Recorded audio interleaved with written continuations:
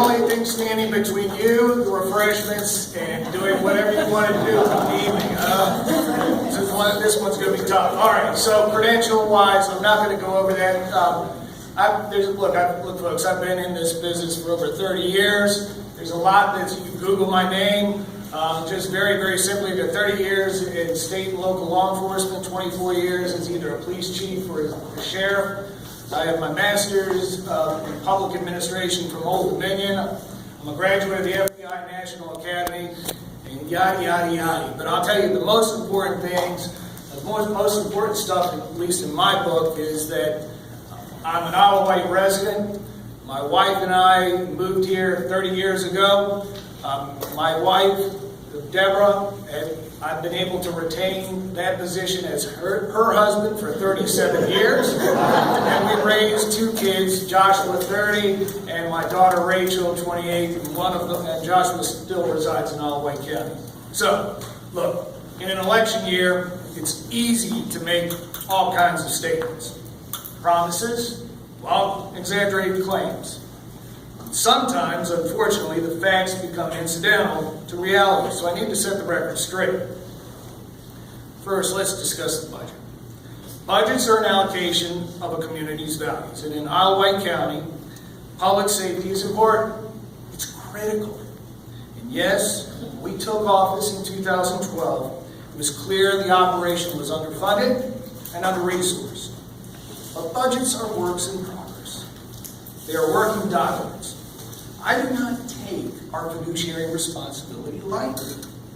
But the good thing about math is numbers don't lie. So what do the numbers say?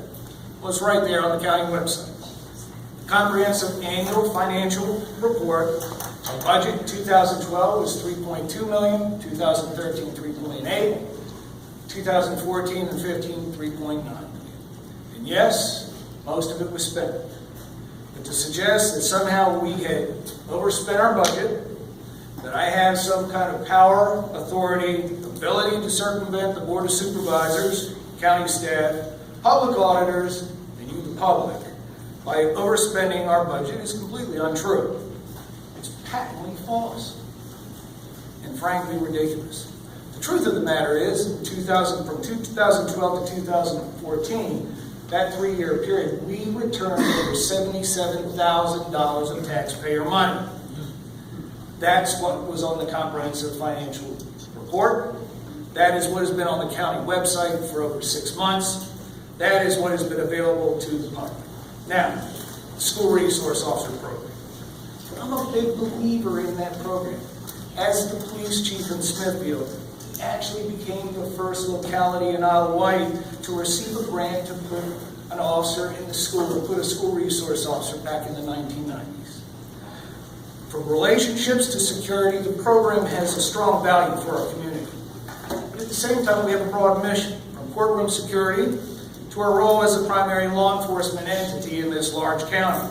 We do a lot with a little. I've been on the record since 2012 that we need additional staffing.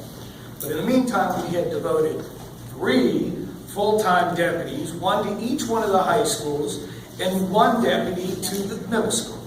Additionally, all patrol deputies are required on a daily basis to stop by and spend time at the schools. Every day school is in session. Last year alone, they performed 836 school checks. And today I learned that the schools had undertaken a study on a variety of questions. One of them asked the respondents how satisfied were they about the safety and security of our schools. 91% answered very satisfied. Our commitment to ensuring the safety of our students, schools, teachers, and parents remains strong and unwavering. With almost 24 years of running a police department or sheriff's office, I'm well versed on maximizing resources and efficiencies within the organization. We've done that.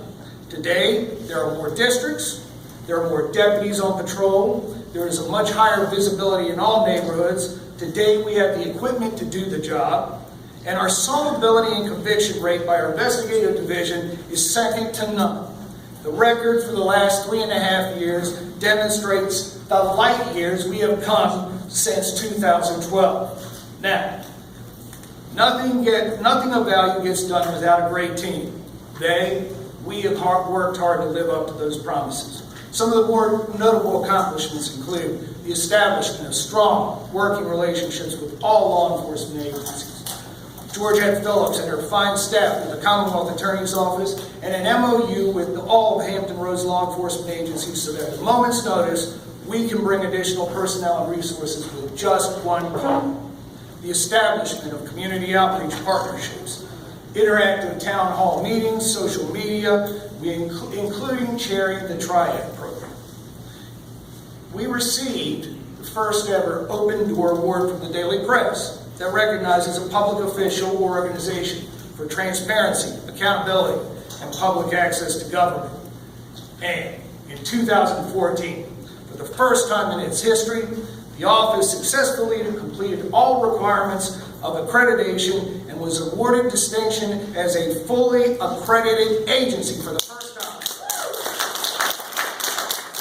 To increase our commitment to training and succession planning, last year we completed over 3,000 hours of training.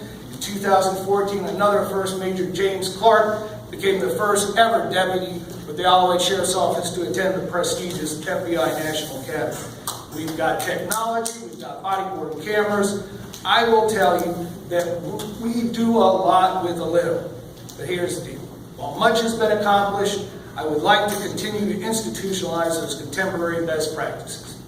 I believe your sheriff should possess the requisite professional credentials, skills, and network to successfully navigate the challenges faced by those in public safety. And of course, the best predictor of future behavior is past behavior. And I'll let the record speak for itself. I am Mark Marshall, and I am your sheriff in Isle of Wight County.